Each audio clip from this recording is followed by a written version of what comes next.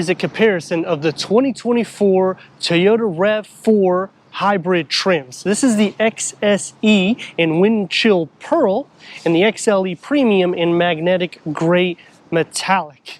I'm going to go over the differences between the trims, some pros and cons, and different rivals. I'm Anthony from Hawkeye Rides, and side by side you're going to notice a difference in the fascia, all of which are going to get LED headlights. The XLE Premium gets premium LED headlights. When you go into the XSE, it steps it up a notch. It's going to be more sporty. You'll get that air vent, but you're not going to have fog lights. That's going to be on the XLE Premium, and they are LED. We have front parking sensors on the XLE. The grille is going to be a little bit more settled with the matte black, and the same with the lower bumper, whereas when you go back to the XSE, gloss black materials, satin aluminum, it just looks a little bit more sporty and athletic. And all hybrids will have the same powertrain, a 2.5 liter 4-cylinder producing 219 horsepower combined with 163 pound-feet of torque paired to an eCVT transmission. And when we're thinking hybrids, what are they known for? MPGs. You're getting 41 MPGs for the city, 38 MPGs for the highway. When you're looking at rival perspective, this is one of the best in class. Standard wheel for the LE Hybrid is a 17-inch. When you go into the XLE, bumps up to an 18-inch. The same thing for the Premium.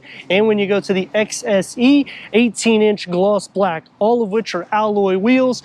And when you go into the SE Hybrid, it's going to be the same wheel as the XSE. The difference, though, is you're getting a sport-tuned suspension with the XSE and the SE, whereas when you go to any other trim, it's going to be the standard McPherson strut front suspension and a multi-link rear suspension, all of which will be towing at 1,750 pounds with a payload at 1,230 pounds, which is going to be better than anybody in its class if you're thinking Kia and Honda. Gloss black elements take over for the XSE for the fenders, the lower skirt, and a two-tone, so the roof rails, the shark fin antenna, and the mirror caps. Whereas when you go into the XLE Premium, it's going to be a little bit more settled, but the same color as the body is going to be on the side view mirrors. All hybrids will receive LED taillights with the gloss black that's going to surround it. The magnetic gray will be between the rear taillights for the XLE Premium. On the XSE, you're getting the satin aluminum. The lower bumper gets the gloss black with the satin aluminum dual exhaust tips, whereas on the XLE Premium, you're getting the matte black. Both will receive a reverse camera and Toyota Safety Sense 2.5 with pre-collision. You can option power liftgate when you get into the XLE. The LE Hybrid will not have it as an option. The XLE Premium, 40 cubic feet of storage. It's going to be on both, except we have the 11 speaker JBL sound system, which you can option on both. And on this side, we have a storage tier, 12 volt and LED interior lights with a spare tire tucked underneath. Whereas on the XSE, you get a storage net, split fold the rear bench in the back if you're tall like me, at a 40-60 split, increasing cargo to nearly 70 cubic feet of storage. Both of them sit a little bit higher up, but there isn't much of a lip, so it is easy to load anything into the cargo.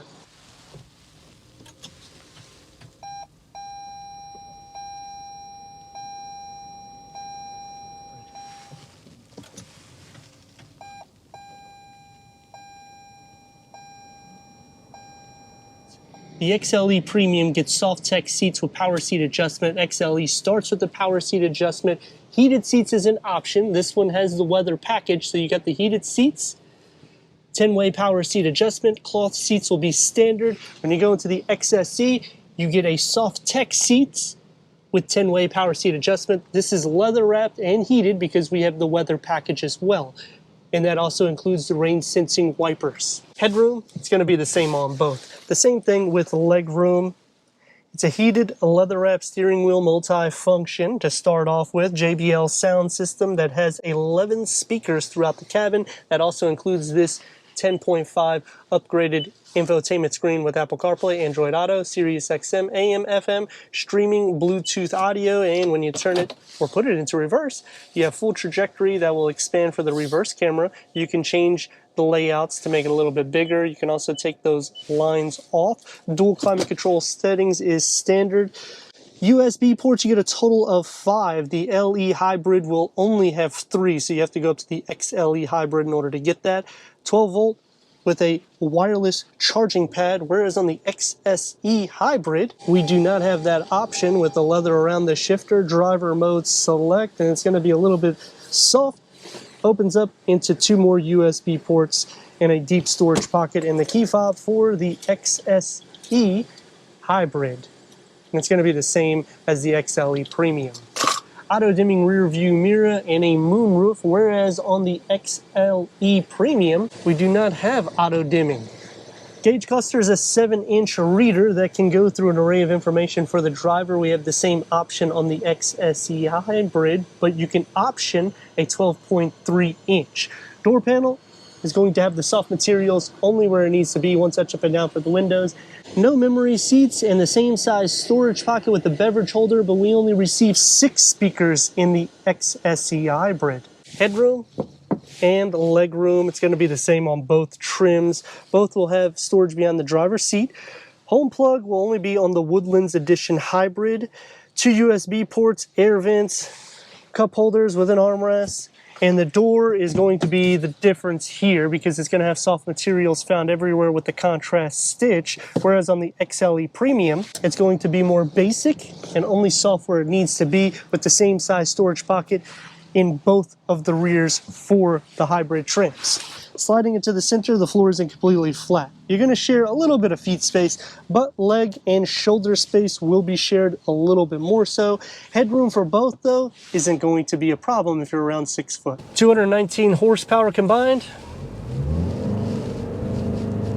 It's not a car you're going to be doing that with, but you got to hear some of the engine, and even if you do mash on the gas, you're getting quite a bit of MPG. So I do like that because you can get to point A to point B quick with payload, towing capacity, and it's a smooth ride even though we have a sport tuned suspension. Dynamically, it's okay. It's not going to be something that changes dramatically from the standard suspension layout. Road noise will filter in a little bit. It's not going to be a huge difference from the LE trim. But features and style really is what takes it up a notch, because when you're going into the XSE, you're getting the two-tone look, especially when you pair it with this windshield pearl, which is an upgrade. That's going to take me to some pros and cons, starting off with the pros. The two-tone is great. The gloss black elements, it highlights, it makes it look sporty, especially paired with this windshield pearl. The con, you got to pay for this color because it is an upgraded color. The pro is you can option a panel moonroof on this trim, therefore giving a little bit more vitamin D or exterior light inside the cabin. Another pro is all the windows are large. Toyota Safety Sense 2.5 with pre-collision. We get blind spot monitoring and towing capacity and payload, plus 5 total USB ports and options for a wireless charging pad and standard dual climate control settings. The cons is you have to pay for navigation. We don't receive the 12.3 gauge cluster. That's an option. So when you start thinking, well, this is going to unlock a lot of options, the XSE hybrid trim, yes, but once you start tacking all these options on, you might as well go to a limited trim, because all the features, 100 here, 100 there, 1,000 here, 1,000 there, it's going to come out to the same value. As for competition, clearance is right on par. Like I was saying on the exterior, towing, payload, this takes the cake. MPGs, it's really good. You get a spare tire, which you're not going to receive in Honda, in which that's going to take me to the big problem. But before we do that, turn radius about 2 and a part lane. Let's rock and roll a little bit.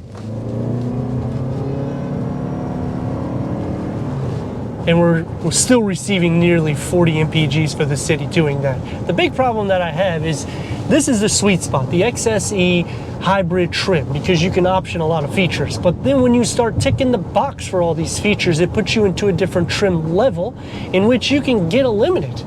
Now, you're not going to get the sporty style and the sport tuned suspension. And then there's also a lot of trims in which it can be also confusing to configure if you're looking to option this vehicle. I'm not saying go like Honda, in which you have to go up the trim levels in order to get those options.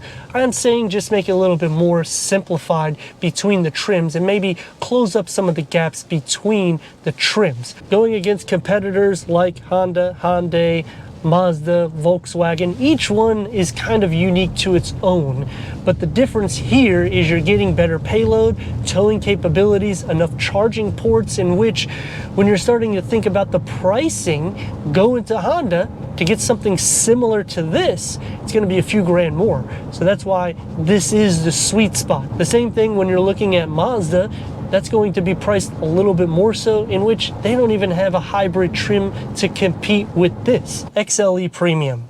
You're getting to option quite a few features in which you can make this spec'd out more than an XSE, which in our comparison, this actually costs more money than the XSE. That's gonna look more sporty. This is gonna look more understated. If you're looking for a hybrid, the RAV4 ticks the box for everything a person would more or less do on their day in and day out use. The only problem that I can see is the configuration of the trims, the longevity of the battery, some of the cargo for the back seat, and the exterior noise that does filter in when you go at a higher speed. But let me know your thoughts in the comments, and if you're new to the channel, consider subscribing. Check out the next video, merchandise, website, and Instagram. Leave a comment and a like, and I'd like to thank Gettle Stadium Toyota for giving us this 2024 Toyota Rav4 Hybrid comparison between the XSE and the XLE Premium for our car review.